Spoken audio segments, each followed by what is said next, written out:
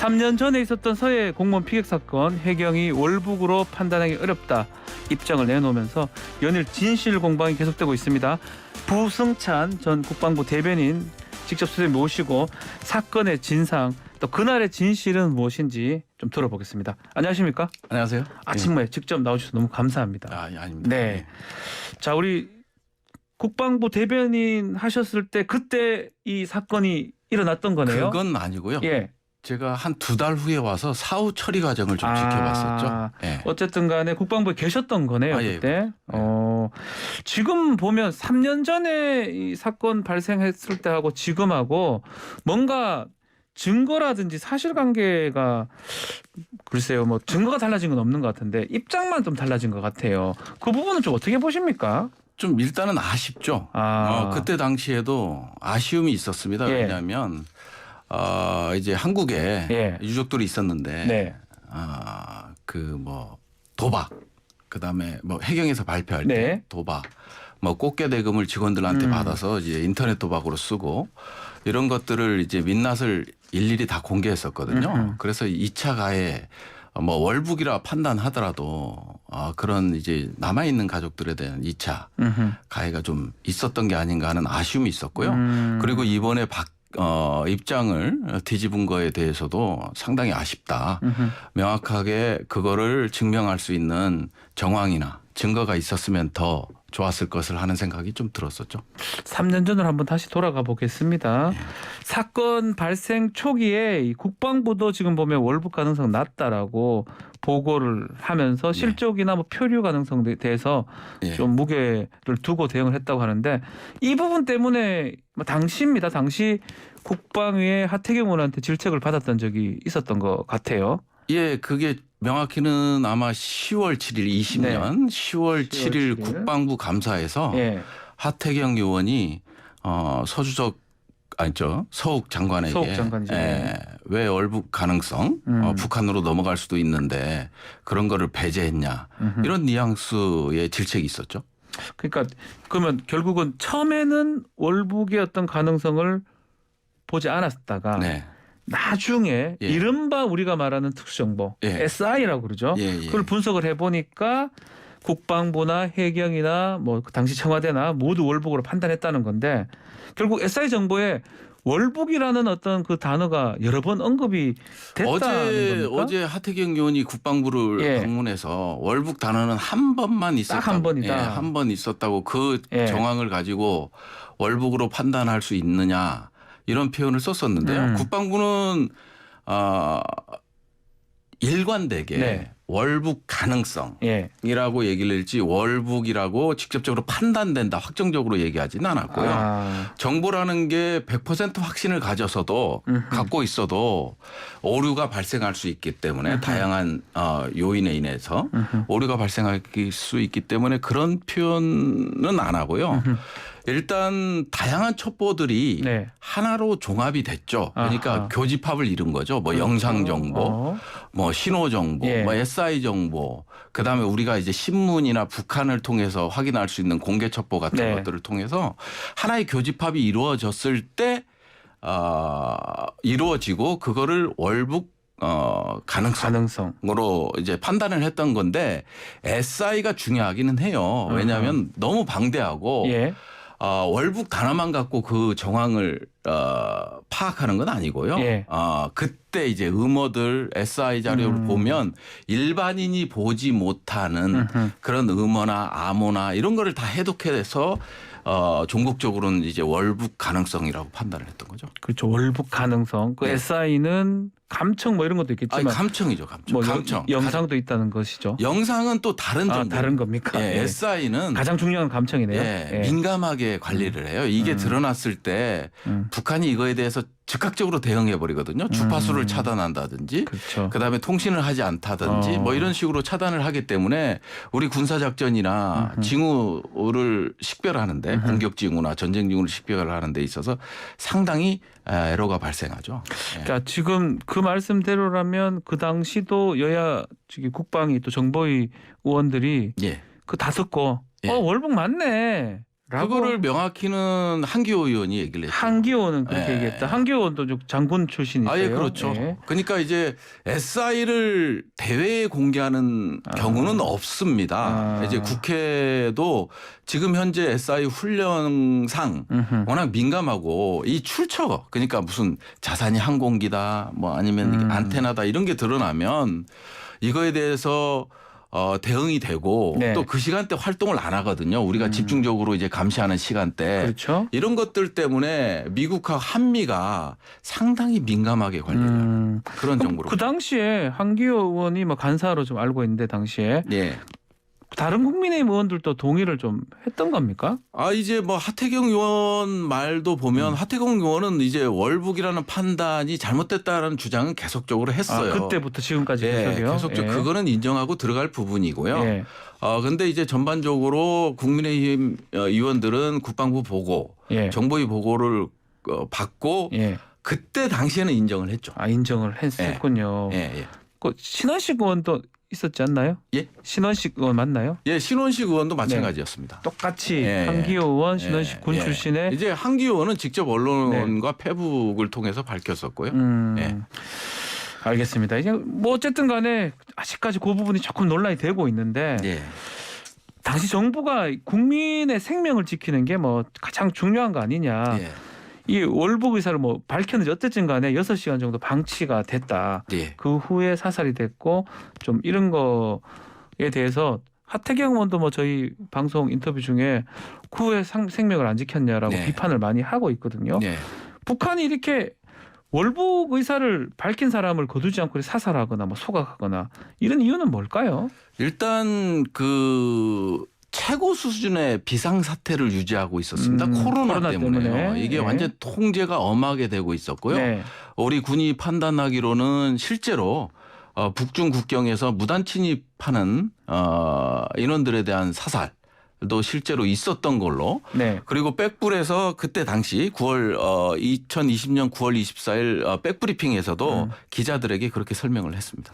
6시간. 이 6시간을 국민의힘이 그 이대준 씨 공무원을 살릴 수 있는 골든타임이라고 하더라고요. 이건 정보를 모르는 무지에서 오는 거거든요. 왜냐하면 우리는 CCTV를 통해서 어떤 사람을 추적하면 일거수일투족을 시간대별로 쭉 추적할 수 있지 않습니까? 그런데 정보는 다릅니다. 정보는 다르고요. 애초에 판단 자체가 실종 사건으로 국방부는 판단을 했고 해경에서도 그렇게 요청이 와서 일단 NLL 이남 위주로 분석을 하고 있었고요. 그러고 나서 이제 추후에 첩보들이 하나 둘 들어오다 보니까 이거를 분석하고 나서 결과 발표를 월북으로 판단 가능성으로 발표를 했던 거지. 이게 애초에 뭐 물에 빠졌을 때부터 쭉 봐왔던 게 아니고요. 망망대해에서 바늘 하나 발견하는 것만큼 어렵다. 정보가 그래서 사후적으로 이것들을 살펴보고 확인하고 이런 작업들이 추가적으로 들어간다. 이렇게 이해하시면 될 것 같아요. 그런데 지금 국민의힘 하태경 의원이 주장하는 거는 솔직히 이런 말 해서 죄송한데 정보에 대해서 공부를 하셨으면 좋겠다라는 정보의 분석. 첩보가 뭔지 정보가 뭔지 정보 분석은 어떻게 이루어지는지 이런 것들을 좀 공부하면 좀 이해도가 높아지지 않을까. 그런 발언에도 좀 유의하지 않을까 이런 생각을 해봅니다. 자, 또 이런 월북 관련돼서 이 결론 내린 과정에서 당시 청와대 압박이 있었다라는 게 이 국민의힘 특히 하태경 지금 의원이 주장하고 있는 부분이거든요. 또 이번에 해경이 입장을 바꿨잖아요. 월북 아니다.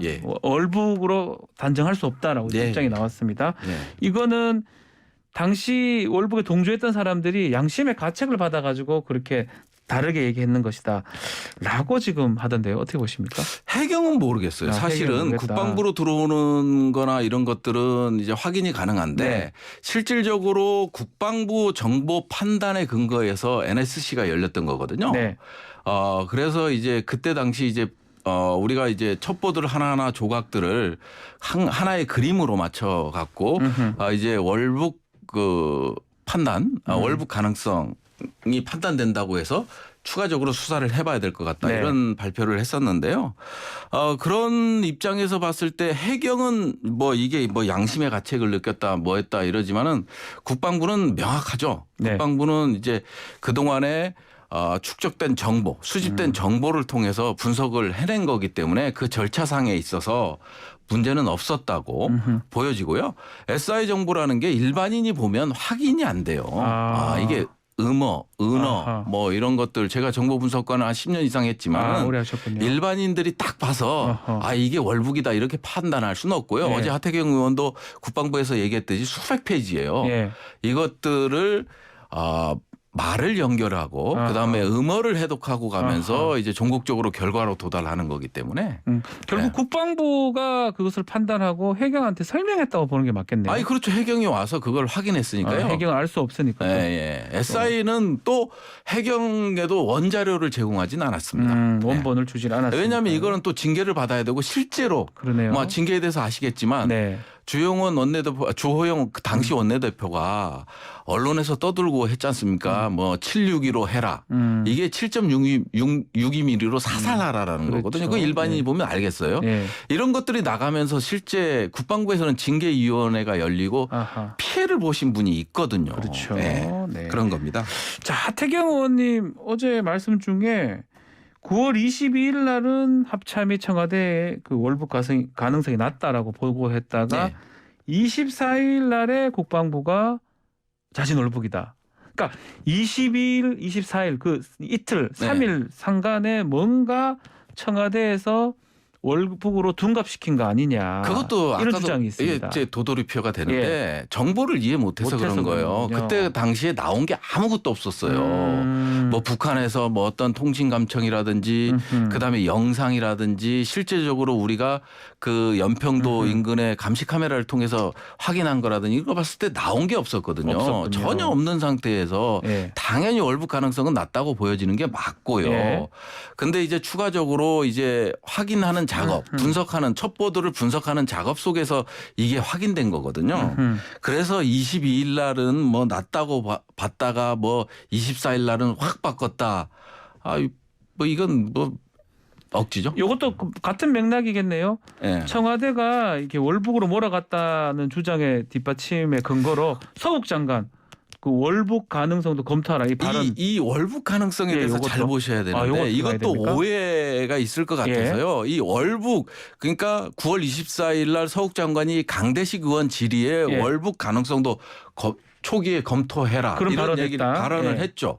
그 월북이라는 의미는요. 그때 당시에 이제 회의에 참석하거나 이런 분들 얘기 들어가 보면 서욱 장관께서는 실종 사고로 인지를 하셨고 보고를 받았고 그럼 북한으로 넘어갔을 이런 가능성도 염두에 두고 NLL 이북 쪽도 살펴봐라.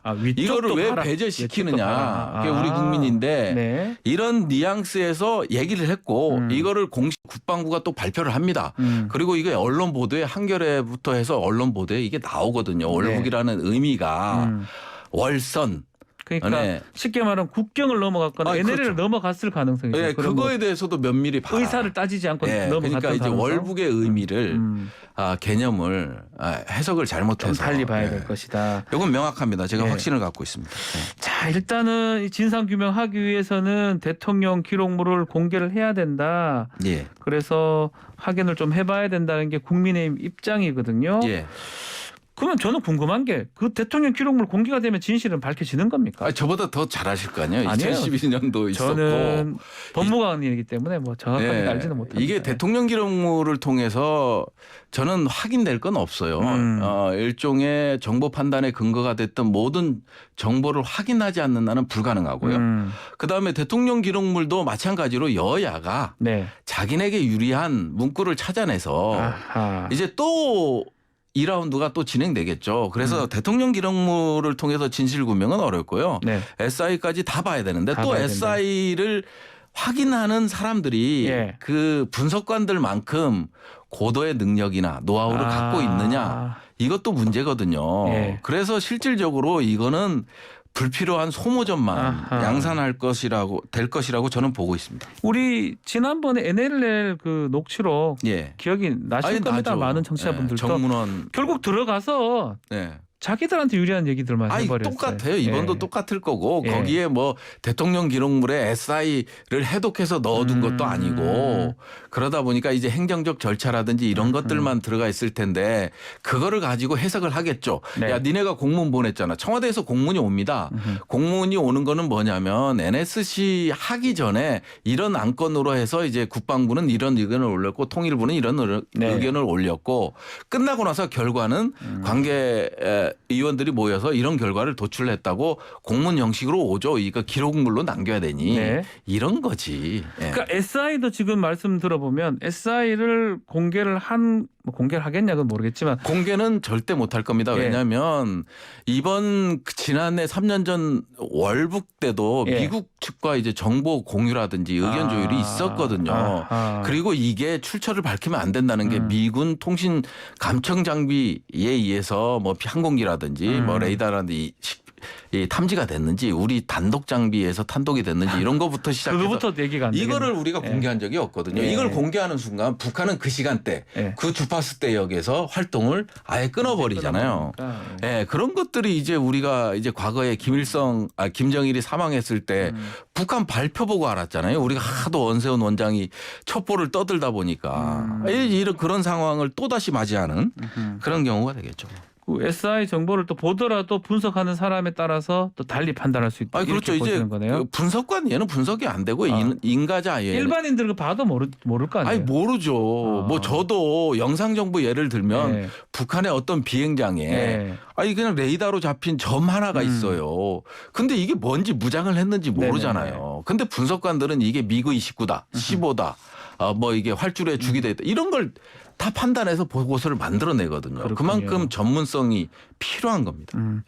자, 일단 이 국민의힘에서 이 서해 피격 공무원 사건 이것뿐만 아니라 지금 이 탈북민 강제 송환 사건 동해안 그 사건 다 좀 되짚어 보려고 하고 있는 것 같아요. 좀 이런 움직임 안보 관련된 것 같기도 한데 어떻게 보고 계십니까? 일단은 뭐 정치적인 논리도 좀 있는 것 같아요. 정치적인 논리라는 거는 결국은 어떤 북한 프레임에 말리는 거는 항상 진보 정부와 그다음에 이제 민주당이었잖아요. 그런 프레임이었고 월북과 이거는 전혀 다른 개념이죠. 그때 당시에는 5일간 있다가 이제 송환을 시켰지만 기순 이사가 없다라는 표명을 정부의 발표대로라면 기순 이사가 없다는 발표를 표명했고 그다음에 이제 자기네 그 선원들을 동료들을 16분을 잔인하게 도륙하고 들어온 거기 때문에 우리 쪽에서는 이제 난민법과 출입국 관리법에 따라서 받아들일 수 없다고 해서 이제 송환된 거거든요. 그런데 이제 그쪽에서 주장하는 거는 대한민국 헌법 3조. 국민의힘에서는요. 국민의힘에서 주장하는 건 대한민국 헌법 3조. 3조에 따라서 대한민국은 이제 한반도와 영토는 한반도와 그 부속도 소란다. 이 조항을 들고 나오는 거죠. 자, 이 4월에 이제 국방부 떠났었는데 국방부 흔들지 않았으면 좋겠다라고 말씀을 하셨던 것 같아요. 어떤 의미에서 그런 말씀을 하셨습니까? 일단 이게 국방부가 정치적인 놀이에 상당히 흔들리는 모습을 많이 보였어요. 제가 대변인하면서도 느낀 거지만 뭐 국민의힘도 그렇고 민주당도 그렇고 정치적인 놀이에 상당히 흔들리는 모습을 많이 보였거든요.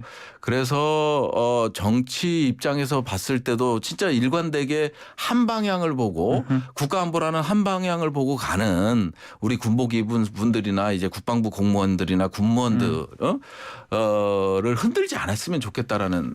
지금도 그런 상황으로 보십니까? 지금도 저는 충분히 이 판단을 뒤집었거든요. 근데 명확하게 근거를 제시했다면 제 생각은 좀 달라질 수도 있는데 유족의 입장에서 봤을 때 그리고 국가의 입장에서 봤을 때는 이거 재조사가 필요해요. 하지만 결론을 내고 증거 없이 결론을 내리고 조사를 하는 거는 아니다. 과연 이게 합리적인가 하는 의구심을 갖고 있습니다. 알겠습니다. 자, 오늘 말씀 여기까지 듣겠습니다. 감사합니다. 감사합니다. 지금까지 부승찬 전 국방부 대변인과 함께했습니다.